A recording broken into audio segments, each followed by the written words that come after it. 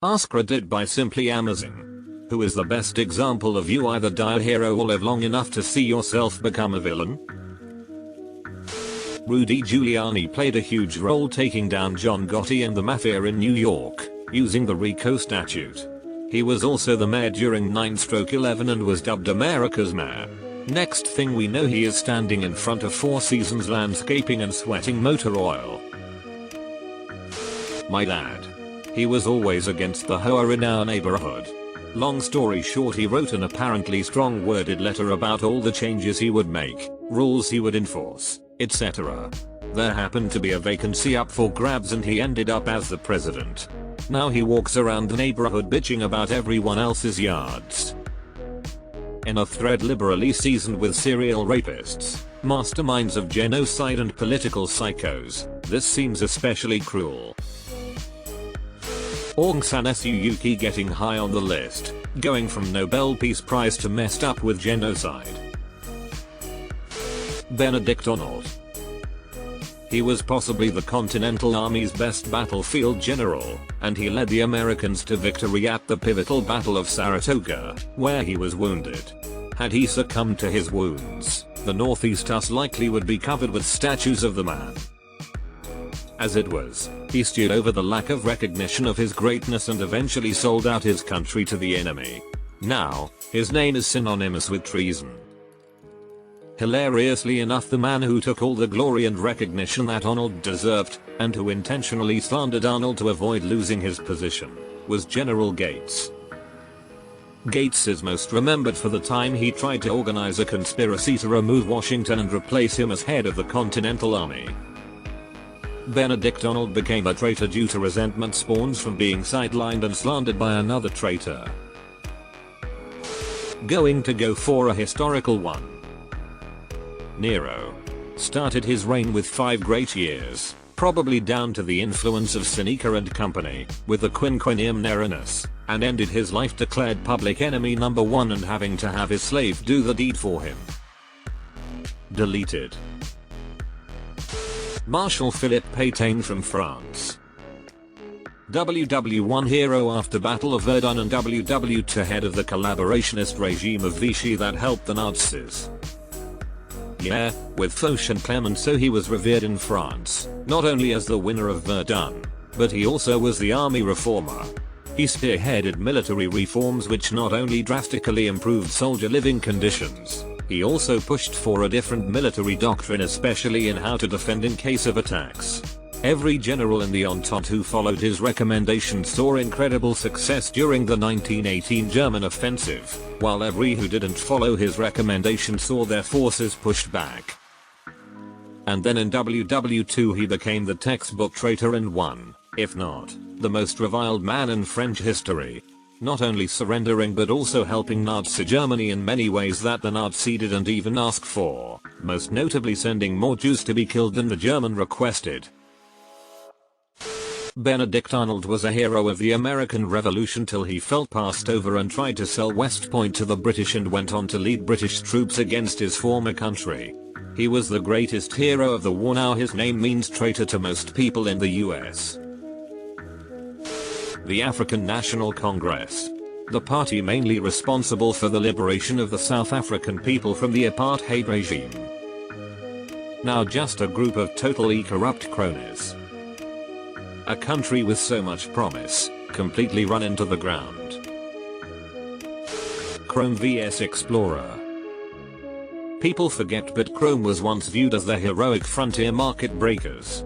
I just hope Firefox will die a hero : If you're old enough, you'll remember a time when Internet Explorer 6 was considered a great leap in technology compared to other browsers like Netscape Navigator. Oscar Pistorius. From global inspiration after winning multiple gold medals running as a double amputee, to convicted wife murderer. Fun fact, he only started winning after getting his prosthetics adjusted to be longer. Eliot Ness. He was praised for his action against Al Capone's distilleries during Prohibition. Newspapers wrote about him, movies have been made about him, and he even had a very popular memoir. After Capone was arrested, he moved to Cleveland with his wife to help solve the prostitution problem the city had. Soon after moving there, a serial killer dubbed the Torso Killer started killing homeless men in a place called Kingsbury Run. Ness was a strong Christian and wanted to focus on getting prostitutes off the streets, but the city wanted their famous detective to find this serial killer, especially after the killer was egging on Ness by leaving heads in view of his office window. The public were disappointed that Ness could not find this killer, so he took aggressive measures. He conducted illegal raids, accused innocent people, burned Kingsbury Run to the ground, and even later said that he found the killer and got his own justice even though no one was officially found.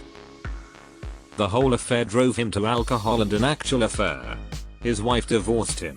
He tried to bribe a fellow officer after a drunk driving incident, and eventually tried running for mayor of Cleveland.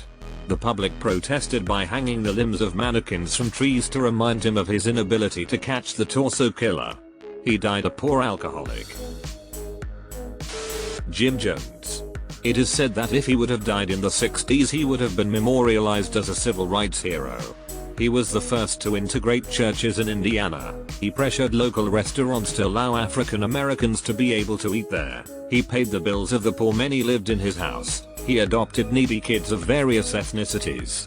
He opened soup kitchens in rough neighborhoods, no-cost nursing homes, and lived a modest life with little to his name to make it all happen.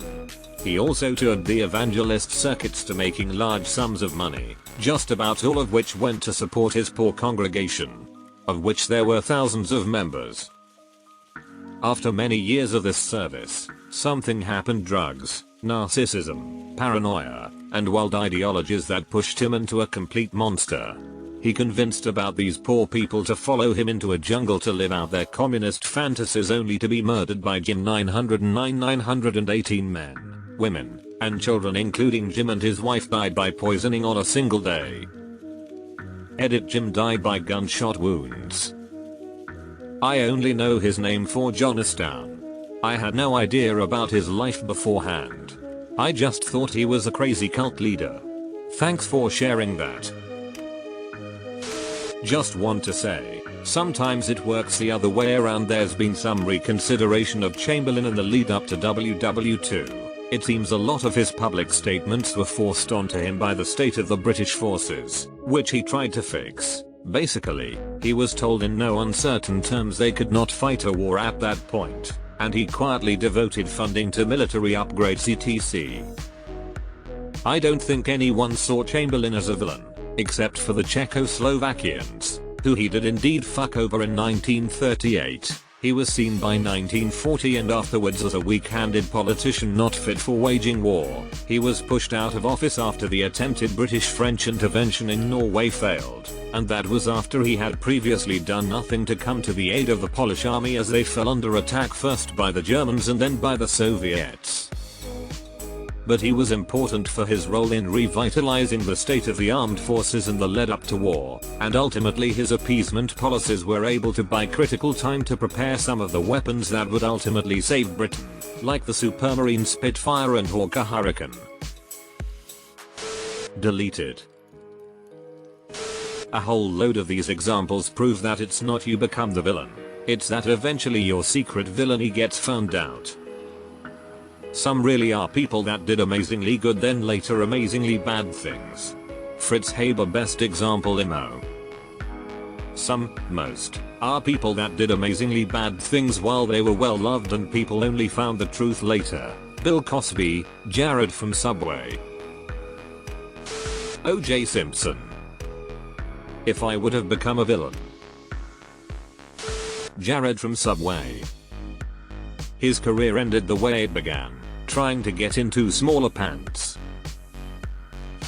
Jimmy Savile. When he died, someone paid £130,000 for his silver Rolls Royce because it was his car and he was so loved. Famous. His body was displayed in Leeds my sister went to see and he was adored across the nation. That was until all of his evil deeds were revealed. His body is now buried in an unmarked grave so that it can't be destroyed. He died a hero but could have easily become public enemy number one, especially in the era of Me Too and Jeffrey Epstein etc., had he lived a little longer. Johnny Rotten called him out back in the 70s. https://m.yahoo.com/watch?v40zi9g-0 and the BBC blacklisted him for it.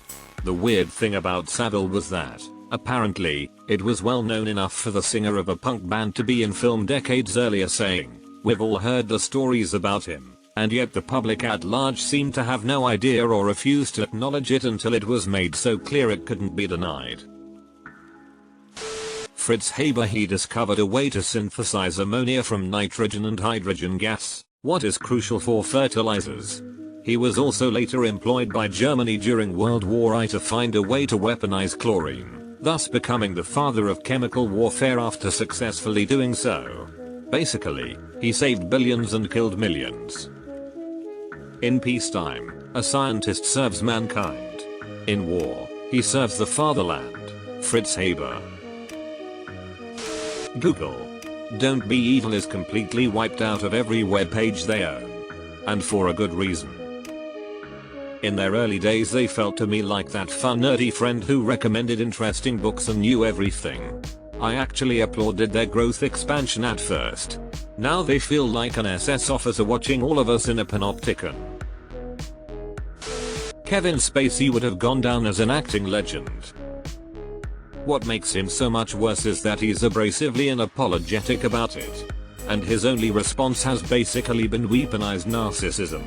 Get accused of raping a drugged 14-year-old? Ladies and gentlemen, I am a gay man. Like, that was his official response to something that bad. Hey guys, I know y'all called this 2 decades ago, but I like dudes. When it kept getting worse and more accusations about his assaults and general toxicity came out, Motherfucker releases a video as President Frank Underwood, though he's already been written off of House of Cards, glaring at the camera and giving these sinister threats to those that want to come after him. He even announced plans to work on a film after his fall where he'd be playing a cop chasing a sexual predator. Which is almost entirely so that googling Kevin Spacey rapist would populate with stuff about the movie to muddy the actual news. Fucking vile.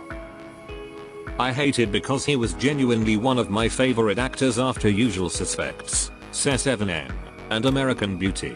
But it turns out, his ability channel that weird, slightly off-putting vibe and the weirdo characters he played was just him taking the mask off. Facebook. When it first came about it was seen as a safe social media because you had to have a student ID to make an account. It was for high school and college students only. Parents adults at the time were worried about their kids having contact with adult predators on MySpace following many horror stories from AIM and MySpace interactions. Now it's a shit show of adults posting 24/7 and kids lying about their age to get an account. Data mining users, normalization of sharing personal data and the company not giving a shit about online safety. It wasn't even for high schoolers at first, only colleges, and even then only specific ones. Half my family, very loving people until past rape came out of the woodwork and they kept relationship with the convicted pedophile instead of the victim. Obviously haven't spoken to them for 10 years now. Same with my family. They loved Bill Cosby, Brett Favre, used Jared from Subway in sermons about making progress. Mom watched Seventh Heaven daily. Dad used to make me go with him when his pedophile best friend finally got sent to prison. The prison finally told my dad I can't sit in the church van while he visits the guy. My dad was this guy's character witness every time he got caught. My mom and her cabal of church ladies would humiliate the victims and their families until they left the church. My dad even blamed a child for being raped because I don't think they are a Christian, and Satan is using them to destroy this man's testimony. I no longer talk to my family. Philippe Pétain, a French general who played a crucial role in beating Germany in WW1. 25 years later he collaborated with the Nazis and became the head of Vichy France, a German puppet state. I see a lot of men in here, so let me mention something. Nicki Minaj could have been like Missy Elliott, bringing women if rap together and making great music, being a trendsetter. but is now married to a convicted rapist and feeds off of drama. I wish so much for black women, especially in the music world, not to be missing opportunities to sharing the stage and a message of love and sisterhood. If Nicki had stayed solid, this would truly be the golden age of women's rap. As it is, we'll never get a posse cut as big as Ladies Night, and the subgenre is gonna rip itself apart the same way NY rap ripped itself apart in the early mid-2000s. Chris Benoit. He was famous as a pro wrestler until he murdered his wife and child. I remember that. Had he been suffering from head trauma?